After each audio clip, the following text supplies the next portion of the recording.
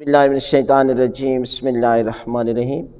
घर में परिंदा और बिलखसूस सफ़ेद मुर्ग की बहुत ज़्यादा फजीलत है कि आप अपने घर में ये सफ़ेद मुर्गा रखते हैं तो हज़रत इमाम जाफ़र सादिक़ अलैहिस्सलाम फरमाते हैं कि जिस घर में सफ़ेद मुर्ग हो तो परवरदिगार उसको और इसके इर्द गिर्द यानी 7 घरों में बलाओं से महफूज रखता है। यानी परवरदिगार इस सफ़ेद मुर्ग के ज़रिए से 7 घरों को, यानी एक इसका घर और बाकी जो है वो 7 घर को परवरदिगार जो है वो बलाओं, मुसीबतों और तकलीफ़ों से महफूज रखता है।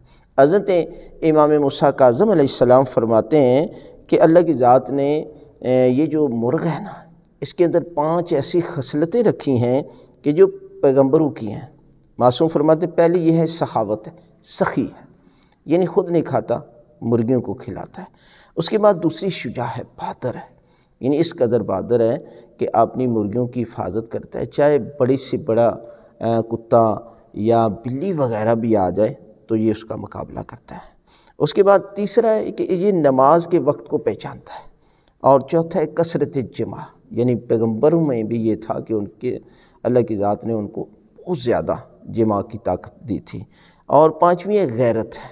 ये देखें किस कदर इस मुर्गे के ज़रिए इंसान अगर घर में रखता है तो परवरदिगार की याद आती है और ये 5 खसलतें अपने अंदर भी पैदा करने की कोशिश करें तो यकीनन परवरदिगार की इन जानवरों, परिंदों और अल्लाह की मखलूक को देखकर इंसान याद खुदा में आ जाता है। हज़रत अमीर अल-मोमिनीन अली इब्न अबी तालिब अलैहिस्सलाम फरमाते हैं कि मुर्ग का बांग देना उसकी नमाज है और फड़फड़ाना रुकू और सुजूद है। अल्लाह के रसूल फरमाते हैं कि मुर्ग को गाली मत दो कि वो लोगों को नमाज के लिए जगाता है। यानी इस कदर सफ़ेद मुर्ग घर में रखने की फजीलत है कि परवरदिगार इस घर में रहमतें नाज़िल फरमाता है और बलाओं और तकलीफ़ों को इस घर से जो है वो दूर करता है।